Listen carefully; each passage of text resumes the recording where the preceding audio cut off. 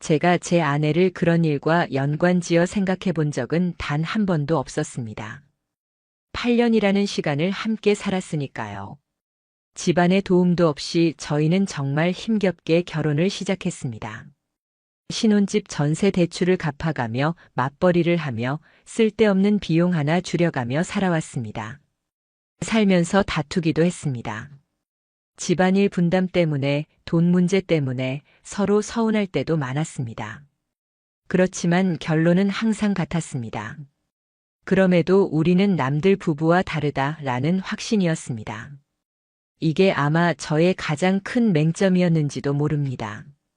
눈앞에 다가오는 균열을 애써 외면하면서도 그래도 우리는 끈끈하다라고 스스로를 세뇌해왔던 겁니다. 그 믿음이 무너져 내려가는 경험이 얼마나 잔혹하고 동시에 현실적인지 저는 아직도 생생하게 기억합니다. 아내는 그 사건이 있기 전까지는 평범했습니다.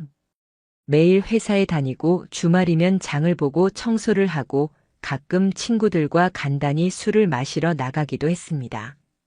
제가 야근을 하고 늦은 시간 집에 들어온 날이면 미리 반찬을 준비해 두었다가 전자레인지에 데워 먹으라는 메모를 남겨두던 사람이었습니다.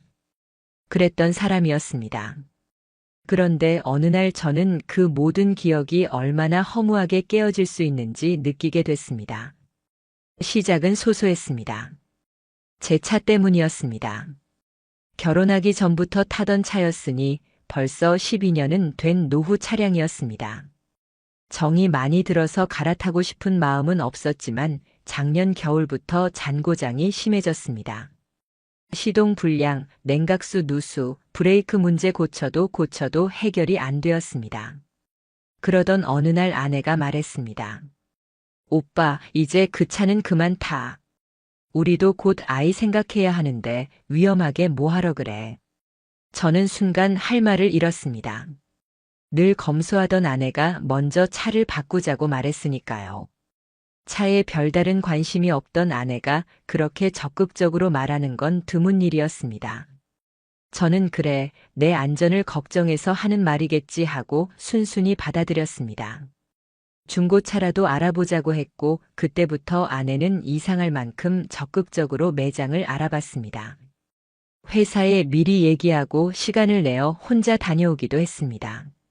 저는 고맙다고 생각했지 그 안에 다른 의도가 있을 거라고는 전혀 상상하지 못했습니다. 며칠 뒤 아내가 꼭 가보자며 추천한 매장이 있었습니다. 제가 굳이 거기여야 돼? 하고 물었더니 대수롭지 않게 웃으며 말했습니다. 여기 차도 많고 설명도 자세히 해줘. 사람이 믿음 가더라.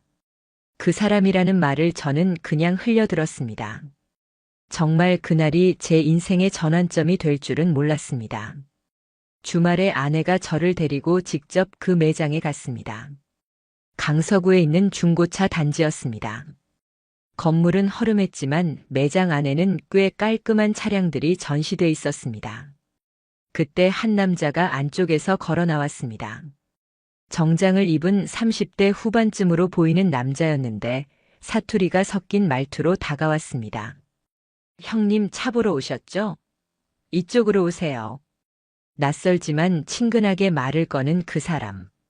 그 사람이었습니다.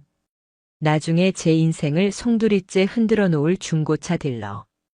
그날은 별다른 이상함을 느끼지 못했습니다. SUV를 선호하는 제게 아내는 계속 세단을 권했지만 취향 차이라고 넘겼습니다. 그날은 그렇게 끝이 났습니다. 문제는 그 뒤부터 시작됐습니다. 아내가 평소와 달리 휴대폰을 손에서 떼지 않게 된 게 첫 번째 이상 신호였습니다. 원래는 집에 오면 식탁 위에 올려두고 신경조차 쓰지 않던 사람이었는데 어느 순간부터는 화장실까지 들고 다니고 욕실 선반 위에도 놓고 씻었습니다. 심지어 제가 농담처럼 요즘 왜 이렇게 폰을 붙잡고 살아? 라고 묻자 아내는 웃으며 대답했습니다. 그냥 요즘 일이 많아서 그래. 연락도 자주 오는 거고. 그때는 크게 의심하지 않았습니다. 아내가 프리랜서 일을 겸하고 있었으니까요. 그러나 제 귓가에 계속 맴도는 그 말은 결국 뭔가 잘못 돌아가고 있다는 신호였습니다. 이후 아내는 외출이 부쩍 잦아졌습니다. 친구랑 만난다, 거래처 미팅이 있다, 모임이 있다. 이유는 다양했지만 주로 수요일 오후에 비슷한 시간대에 나갔다가 저녁쯤 돌아왔습니다.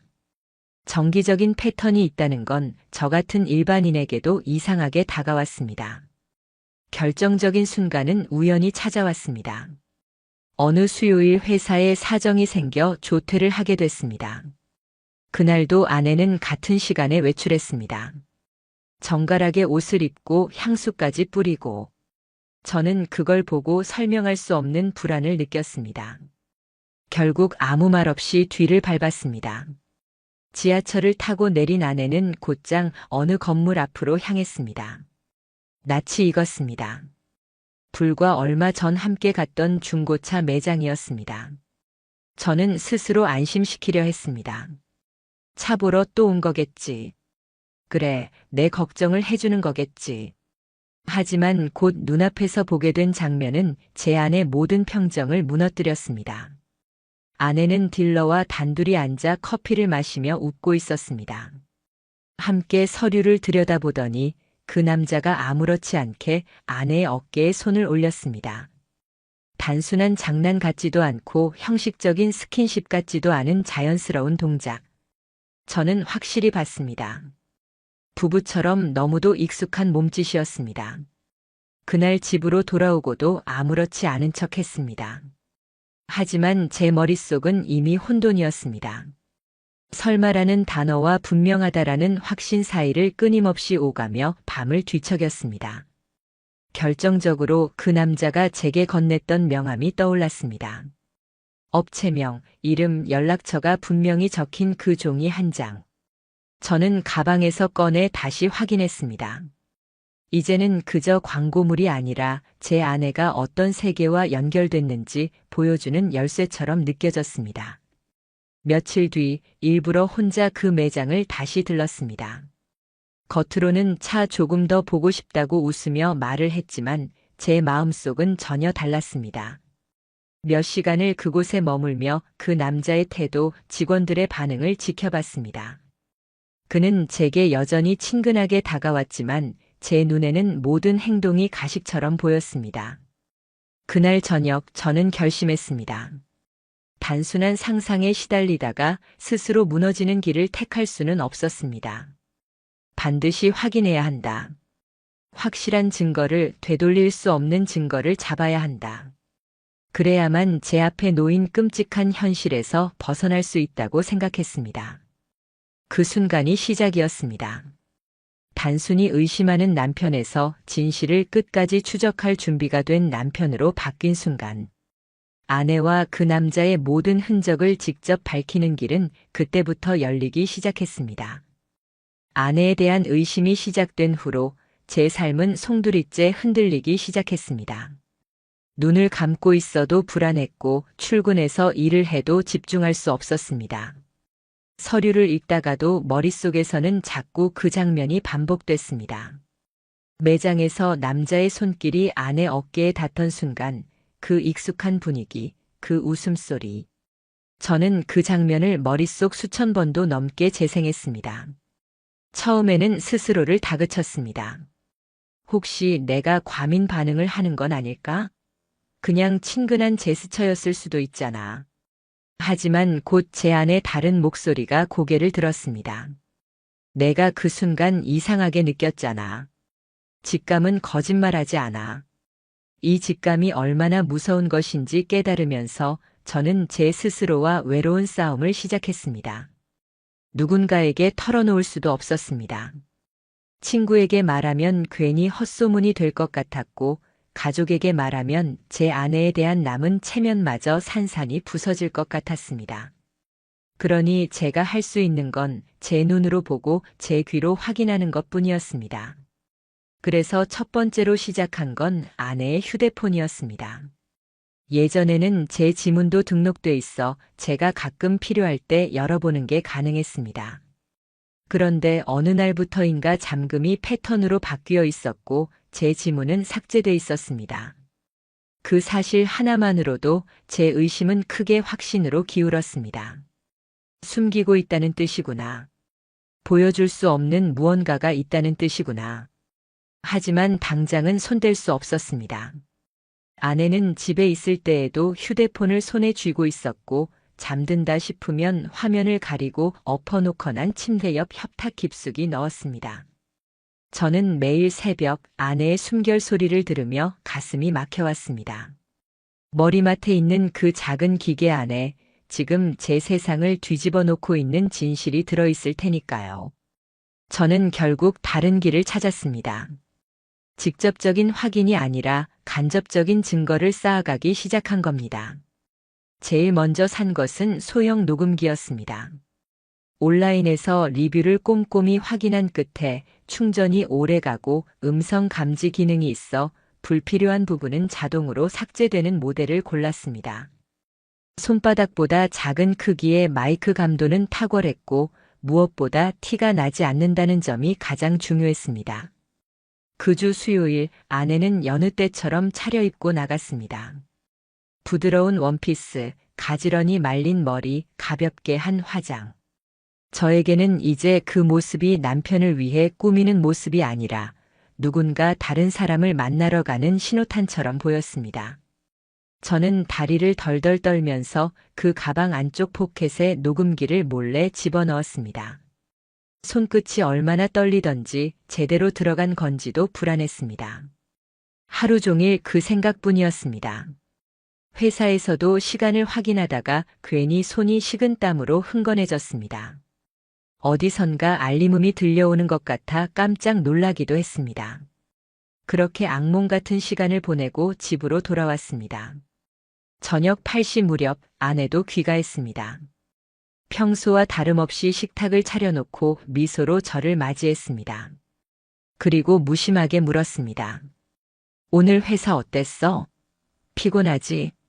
밥부터 먹자. 저는 그 웃음을 똑바로 쳐다볼 수가 없었습니다. 억지로 고개를 끄덕이고 밥을 삼켰습니다. 목구멍을 타고 내려가는 쌀알 한 톨이 바위처럼 느껴졌습니다. 무릎 밑에 숨겨둔 그 녹음기가 내 방 안서랍에 있다는 사실이 제 심장을 거의 폭발하게 만들었으니까요. 밤이 깊고 아내가 잠든 후에야 저는 떨리는 손으로 녹음기를 꺼내 컴퓨터에 연결했습니다. 재생 버튼을 누르는 순간 오로지 귀 안쪽으로만 피가 몰리듯 울렁거렸습니다. 처음에는 버스 안이나 길거리 소음이 들렸습니다. 문득 들린 남자의 목소리를 들었을 때 저는 심장이 서늘하게 얼어붙는 걸 느꼈습니다. 바로 그 목소리였습니다. 그때 매장에서 아내와 함께 있던 그 딜러. 특유의 느끼한 웃음, 말투, 어투까지 결코 잊을 수가 없었습니다. 그리고 그 음성은 곧 이런 대화로 이어졌습니다. 오늘도 예쁘네. 누가 보면 연예인인 줄 알겠어. 오빠, 그런 말 너무 민망해. 그만해. 아까 그 차 말고 뒤쪽에 있는 거 봤어? 오늘은 거기서 얘기하자. 거긴 사람 잘 안 오지. 알겠어. 그 순간 저는 숨이 멎는 듯 했습니다. 세상 모든 소리가 멀어지고 귀에는 단지 그 짧은 문장들만 울림처럼 남았습니다. 거기서 얘기하자. 그 말이 가진 의미는 너무도 분명했습니다. 차를 핑계로 사람 없는 곳에서 단둘이 시간을 보내겠다. 그 이상의 해석이 필요 없었습니다. 녹음 파일을 더는 들을 수 없었습니다. 순간 귀를 틀어쥐고 그대로 바닥에 무너지듯 쓰러졌습니다. 머릿속에는 벌써 상상이 그림처럼 펼쳐졌습니다. 차 안에서 웃으며 이야기를 나누는 둘, 그리고 이어질 장면들. 오히려 상상이 실제보다 더 고통스러웠습니다. 눈을 감으면 생생하게 그려졌습니다. 숨은 거칠어지고 가슴은 미친 듯이 뛰었습니다. 그날 이후 저는 잠을 이룰 수 없었습니다. 눈을 감아도 뜨고 있어도 그 웃음소리와 대사가 맴돌았습니다. 머릿속에 아내 얼굴을 떠올리면 동시에 다른 남자와 함께 있는 모습이 떠올랐습니다. 아내를 사랑했던 감정이 그 순간마다 증오와 분노, 그리고 심연 같은 배신감으로 바뀌었습니다. 그러나 멈출 수 없었습니다. 이제 시작이라는 생각뿐이었습니다. 이대로 멈추면 제가 본 것과 들은 것들은 그저 제 망상이 되고 말 겁니다. 증거가 필요했습니다. 명확히 부인할 수 없게. 그리고 그 증거로 저를 기만한 두 사람을 무너뜨려야 했습니다. 그 다음 제가 준비한 것은 GPS 추적기였습니다. 요즘은 일반인도 누구나 구매할 수 있는 장치였고 설치도 간단했습니다. 자석으로 부착하면 차량 하부에 붙어 떨어지지 않았고 별도의 앱으로 실시간 위치 확인도 가능했습니다. 조그만 박스 하나였지만 제겐 모든 진실을 밝혀줄 검은 상자 같았습니다. 어느 날 밤 아내가 곤히 잠든 사이 저는 몰래 차고로 내려갔습니다. 차 불빛도 켜지지 않게 휴대폰을 3번이나 확인하고 손전등 대신 작은 열쇠용 손전구를 썼습니다. 무릎을 꿇고 차 밑으로 손을 뻗으면서 제 심장 소리 때문에 오히려 차가 울릴 것 같다는 두려움마저 스쳤습니다. 하지만 다행히 추적기는 매끄럽게 붙었습니다. 이제 남은 건 기다림이었습니다. 다음 수요일 제 인생 2번째로 가장 길었던 하루가 시작됐습니다. 아내는 언제나처럼 평온한 미소로 말했습니다. 오빠, 나 오늘 미팅 있어서 늦을 수도 있어. 저는 세상에서 가장 연기력이 뛰어난 배우라도 된 듯 미소를 지어 보이며 대답했습니다. 그래, 조심히 다녀와.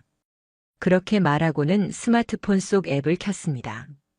지도 위 초록점 하나에 모든 정신이 빨려 들어갔습니다. 시간은 평소와 다름없이 정확했습니다. 오후 1시쯤 아내의 차는 집 근처를 떠났습니다. 이동 경로가 선명하게 표시됐습니다. 서서히 강서쪽으로 향하는 차. 결국 맵 위에 찍힌 위치는 중고차 매장 뒤편 외진 골목 근처였습니다. 심장이 식은 듯 무감각해졌습니다. 커피숍도 아니고 음식점도 아니고 쇼핑몰도 아니었습니다. 지도상으로는 주차 공간조차 없는 건물 뒤편 통로와 연결되는 작은 길이었습니다. 그런데 그 초록점은 거기서 2시간 가까이 멈춰 있었습니다. 이유는 분명했습니다. 저는 그날 결국 조퇴를 하고 직접 그곳으로 향했습니다. 버스 안에서 손바닥은 땀으로 젖어 미끄러졌습니다. 계속해서 휴대폰을 켜고 확인했습니다. 위치는 변하지 않았습니다. 한 발, 2발.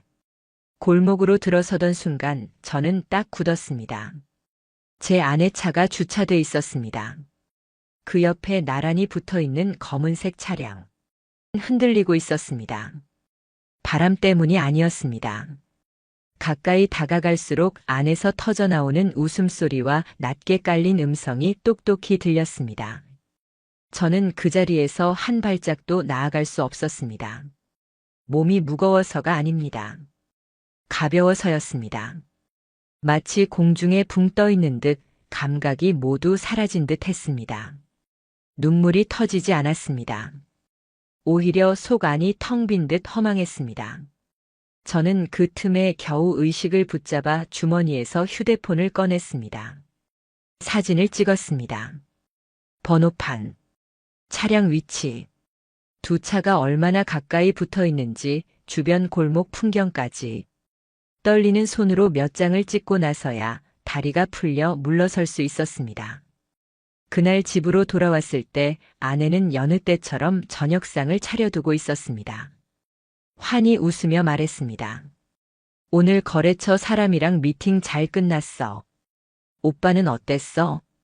그 말이 제 귀에 박히는 순간 저는 오히려 더 담담해졌습니다. 이제 웃음도 나오지 않았습니다. 다만 속으로 단 하나만 되뇌었습니다. 이제 끝이다. 이제부터 나는 지옥의 문을 열 것이다.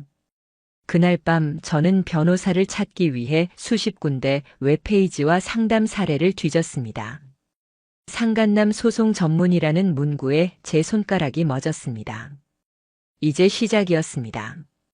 아내와 그 남자의 관계를 직접 확인하고 난 이후 제 안에서 무언가가 완전히 바뀌었습니다. 예전까지는 단순히 의심과 불안, 그리고 감정적인 동요였다면 이제부터는 차가운 이성이 자리 잡았습니다. 저는 더 이상 흔들리는 남편이 아니었습니다. 이제는 저를 우습게 본 사람들, 제 인생을 농락한 사람들을 반드시 무너뜨려야 하는 피해자였고 동시에 싸움의 준비를 해야 하는 전사가 됐습니다. 며칠 동안은 일부러 아무렇지 않게 행동했습니다. 아내 앞에서 웃기도 하고 평소처럼 오늘 하루 어땠어? 하고 묻기도 했습니다. 아내는 여전히 아무 일 없다는 듯 심지어 더 다정하게 굴기도 했습니다. 하지만 그녀의 말 한마디 한마디, 눈빛 하나하나가 전부 거짓처럼 느껴졌습니다. 그게 오히려 저의 확신을 더 단단하게 해줬습니다. 저는 먼저 그동안 확보한 자료를 정리하기 시작했습니다. GPS 추적 기록, 녹음 파일, 직접 찍은 차량 사진들. 이 증거들을 안전하게 보관해야 한다는 생각이 들어 외장 하드에 옮기고 클라우드에 백업까지 했습니다. 그 과정 자체가 더 이상 나만의 착각이 아니다라는 확신이었습니다. 그러고 나서 진짜 전환점이 찾아왔습니다. 저는 결국 변호사 상담을 예약했습니다. 사실 처음에는 망설였습니다. 이걸 법적으로 끌고 가도 괜찮을까? 남들이 더럽다 가정사인데 왜 소송까지라고 말하면? 하지만 생각은 금세 정리됐습니다. 지금 이 순간에도 저를 기만하는 사람들은 당당하게 웃고 있다는 사실이 견딜 수 없었습니다. 상담실에 들어가자마자 저는 최대한 차분히 말했습니다. 제 아내가 어떤 중고차 딜러와 바람이 난 것 같습니다. 소송을 하고 싶습니다. 변호사는 침착하게 제 얘기를 듣더니 자료를 하나하나 확인했습니다. 차량 위치 추적 기록, 차량이 나란히 있었던 사진, 녹음 파일 속 말투. 다 보고 나서 변호사가 말했습니다. 이 정도만으로도 어느 정도 가능성이 있습니다. 하지만 더 확실한 물증이 있으면 좋습니다. 예를 들어 차량 내부 대화 녹취, 호텔 출입 장면, 혹은 카카오톡 메시지. 증거의 수준이 올라갈수록 상대방이 변명할 여지는 줄어듭니다. 위자료 액수 역시 더 높아집니다. 그 말은 제게 곧바로 다음 단계로 나아가야 한다라는 신호였습니다. 집에 돌아와서 저는 깊은 밤까지 생각했습니다. 아내의 얼굴을 보면서 이 불합리한 현실을 그냥 견딜 수는 없었습니다. 저는 결심했습니다. 차량 내부에 직접 장비를 설치하자.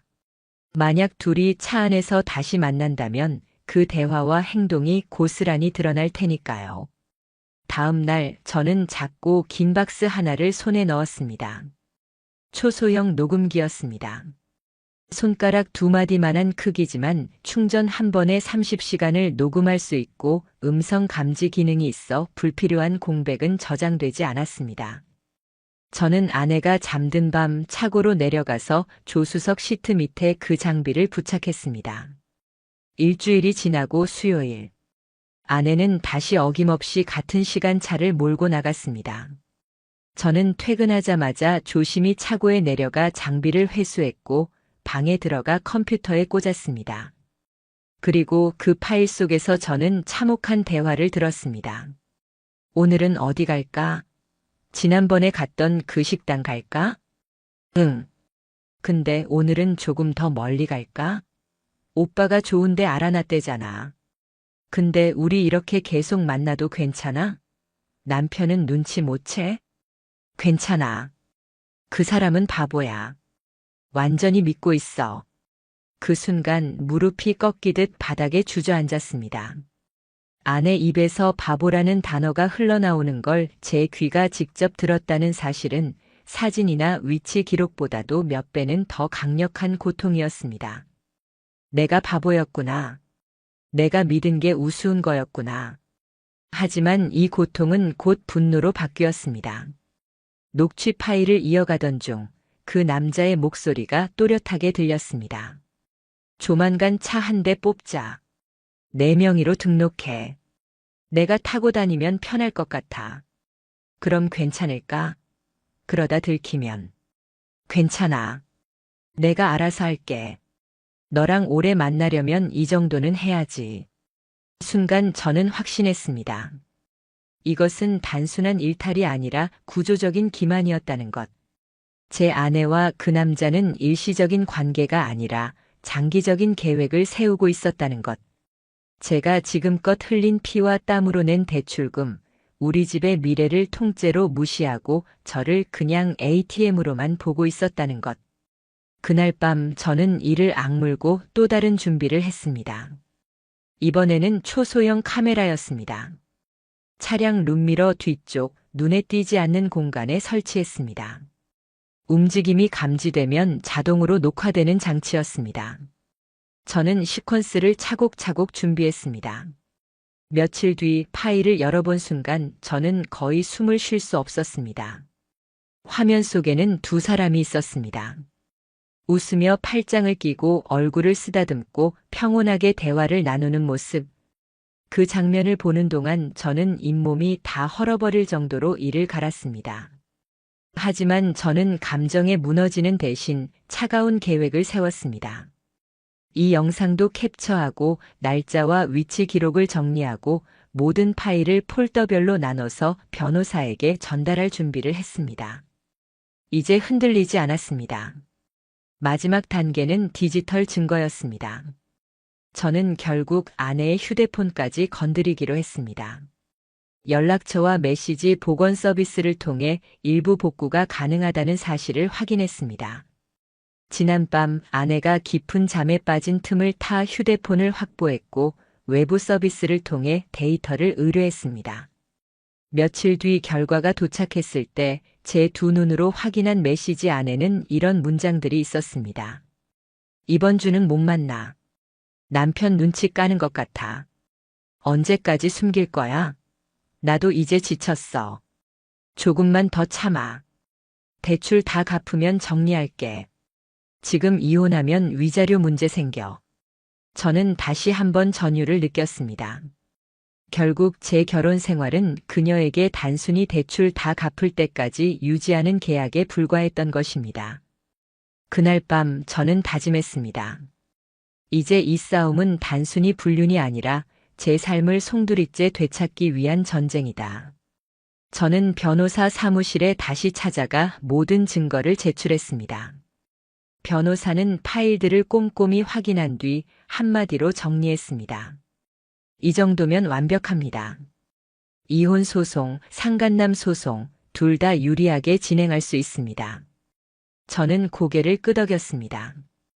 이제 더는 물러설 이유가 없었습니다. 아내와 그 남자는 끝났습니다. 그리고 제가 잃었던 제 자존심과 제 삶, 그것들을 되찾을 시간이 드디어 다가오고 있었습니다. 소송장을 접수한 날, 저는 오히려 이상할 만큼 차분했습니다.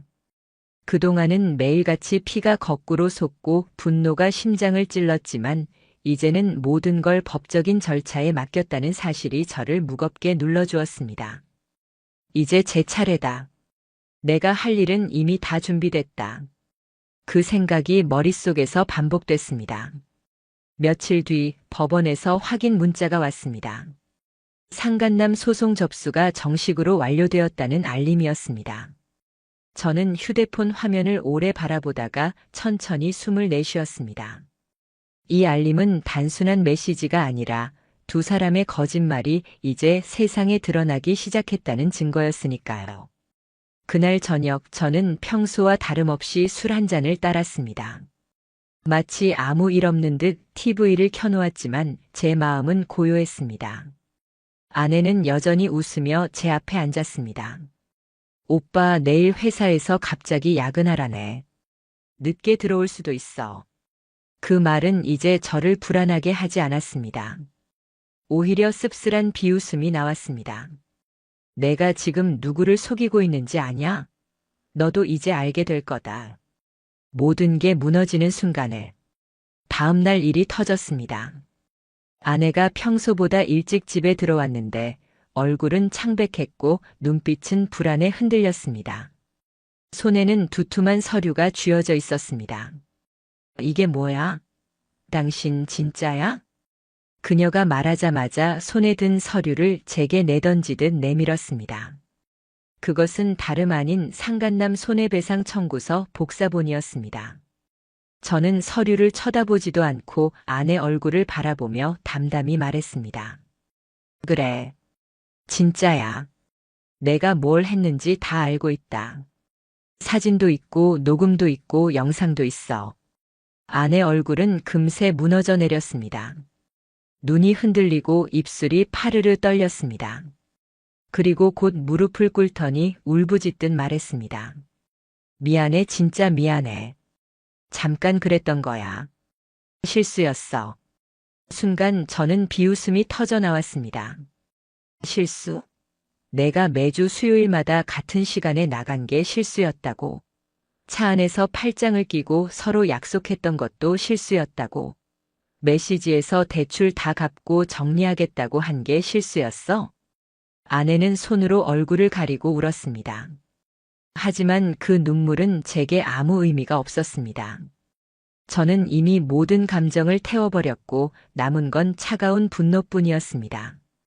며칠 뒤 변호사를 통해 전해들은 소식은 더 가관이었습니다. 상간남 김도훈은 처음에 자신은 아내가 기혼자인 걸 몰랐다라고 주장했습니다. 제가 직접 매장에 같이 갔던 날 아내가 남편을 소개했던 건 무시하더군요. 정말 치졸했습니다. 그러나 변호사가 차분히 말했습니다. 증거가 이미 차고 넘칩니다. 유부녀인지 몰랐다는 변명은 통하지 않습니다. 그때부터 김도훈 측은 서서히 움츠러들었습니다. 매장 운영도 불안정해졌다는 얘기를 들었고 인터넷 커뮤니티에는 땡땡딜러 불륜 소송 걸렸다더라는 글이 돌기 시작했습니다. 제가 퍼뜨리지도 않았는데 자연스럽게 입에서 입으로 번져갔습니다. 사람들은 자극적인 이야기에 민감했고 누군가 이름을 흘리면 금세 소문은 부풀려졌습니다. 그리고 마침내 첫 번째 재판일이 다가왔습니다. 저는 단정히 양복을 입고 법정으로 들어갔습니다. 그곳엔 변호사와 함께 앉았고 맞은편에는 초췌한 아내와 시선을 바닥에 고정한 김도훈이 있었습니다. 재판장이 차분히 물었습니다. 피고 원고의 주장에 대해 인정합니까? 김도훈은 떨리는 목소리로 말했습니다. 네, 인정합니다. 잘못했습니다. 아내 역시 울음을 삼키며 고개를 끄덕였습니다. 그 순간 저는 이상한 허탈감을 느꼈습니다. 분노도 슬픔도 아니고 오직 텅 빈만이 있었습니다. 모든 것이 끝났다는 현실이 한순간에 와 닿았기 때문입니다.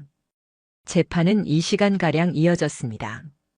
제 변호사가 제출한 증거, 차량 블랙박스 영상, GPS 기록, 녹취록, 복구된 메시지, 판사는 직접 확인까지 했고 결국 얼굴을 굳혔습니다. 이 정도면 더 이상의 변명은 필요 없어 보입니다. 재판장이 한 그 짧은 말은 제 몇 달간의 고통이 결코 망상이 아니었다는 증명이었습니다.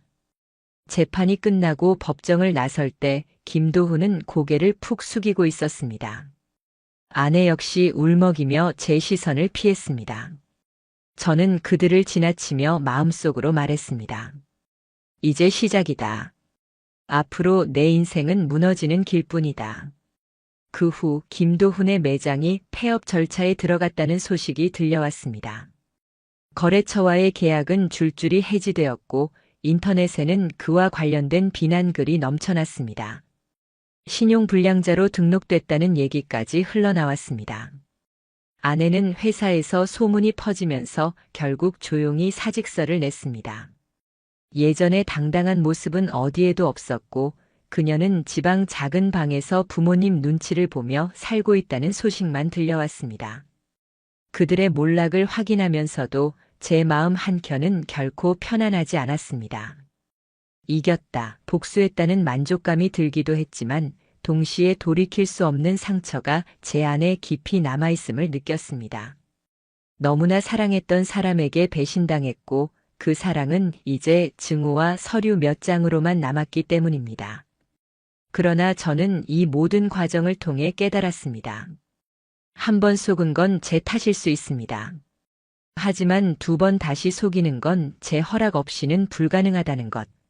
이제 저는 제가 지켜야 할 단 하나의 삶, 바로 제 자신을 지킬 준비가 끝난 사람이었습니다. 최종 선고가 내려지던 날, 저는 법정 앞 복도에 홀로 앉아 있었습니다. 심장이 요동칠 것이라 예상했지만 이상하게도 고요했습니다. 마치 오래 기다려온 겨울이 드디어 끝나고 처음 맞이하는 봄날의 대기처럼 잔잔했습니다. 잠시 후 문이 열리며 사람들이 하나둘 법정 안으로 들어갔습니다. 아내와 김도훈도 모습을 드러냈습니다. 이제는 전혀 다른 사람들이 되어 있었습니다. 아내의 얼굴은 퀭했고 화장기조차 희미했습니다. 김도훈은 더 비참했습니다. 정장마저 구겨진 채 초점을 잃은 눈빛으로 의자에 앉았습니다. 잘 나가던 딜러의 모습은 온데간데 없고 그저 몰락한 신세가 눈앞에 앉아 있었습니다. 판사가 서류를 정리한 뒤 말했습니다. 혼인 파탄 및 상간 소송과 관련하여 판결을 선고합니다. 그 순간 법정 안 공기는 유리처럼 단단해졌습니다. 판결문은 선명했습니다. 피고 김도훈은 원고에게 정신적 손해배상금 5천만 원을 지급하라. 피고 아내는 혼인 파탄의 명백한 귀책 사유가 인정되므로 원고와의 혼인을 해소하며 위자료 7천만 원을 지급하라. 저는 숨도 쉬지 않고 그 외마디를 들었습니다. 5천만 원, 7천만 원. 단순한 액수 이상의 의미였습니다. 그 숫자는 지난 몇 달간의 제 고통에 사회적, 법적 평가가 내려졌음의 상징이었습니다. 이제 제 아픔이 더 이상 망상이 아니었고 법정에서 확실하게 구체화된 정의가 되었던 겁니다. 저는 고개를 천천히 떨구며 깊게 숨을 내쉬었습니다. 눈물이 왈칵 차올랐습니다. 누가 보면 단순한 재판 승리라고 생각하겠지만 그 안에는 제가 다 잃어가며 버틴 고통의 시간이 전부 들어 있었습니다. 판사가 퇴정하고 변호사가 제 어깨를 가볍게 두드리며 말했습니다. 이 정도 결과면 원고 측은 최선입니다. 수고 많으셨습니다. 저는 고개를 끄덕였습니다.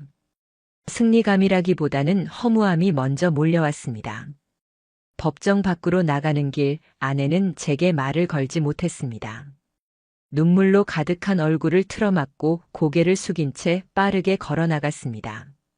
김도훈 역시 저와 눈이 마주치지 않았습니다. 말라붙은 그림자처럼 고개를 숙이고 휘청이며 사라졌습니다. 그들의 모습은 분명 몰락이었고 그 몰락을 만들어낸 건 제 집념이었습니다. 며칠 뒤 소문은 현실이 되었습니다. 김도훈의 매장은 완전히 문을 닫았습니다. 직원들은 모두 뿔뿔이 흩어졌고 거래처는 손절했습니다. 중고차 관련 온라인 카페에는 그 인간한테 차 샀는데 불륜으로 소송 걸렸다더라는 글이 계속 올라왔습니다. 김도훈은 업계에서 퇴출되다시피 했습니다. 신용불량자로 등재되었다는 얘기도 들려왔습니다. 더 이상 사회에서 설 자리는 없어 보였습니다. 아내 역시 회사에 소문이 번지며 결국 스스로 사직했습니다.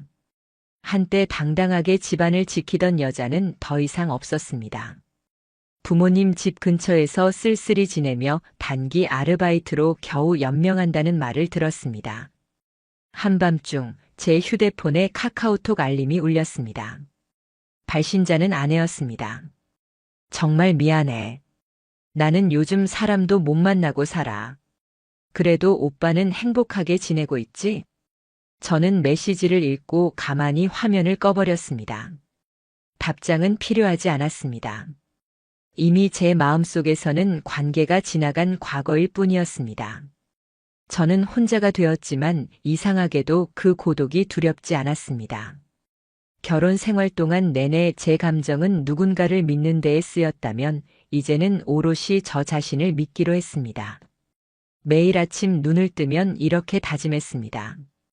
2번 다시 나를 속이는 사람에게는 반드시 대가를 치르게 할 것이다. 그게 내 인생을 지키는 길이고 내가 다시 나를 사랑하는 방법이다. 이제 더 이상 저는 예전처럼 어리석게만 살지 않습니다. 상처는 깊습니다. 그러나 그 상처는 동시에 제 삶을 다시 조각해낼 연장이기도 합니다. 저는 앞으로 혼자 살아가겠지만 적어도 나 자신만은 온전히 믿고 거짓 없는 삶을 지키며 살 것입니다. 그것이 제가 처절한 투쟁 끝에 얻어낸 마지막 결론이었습니다.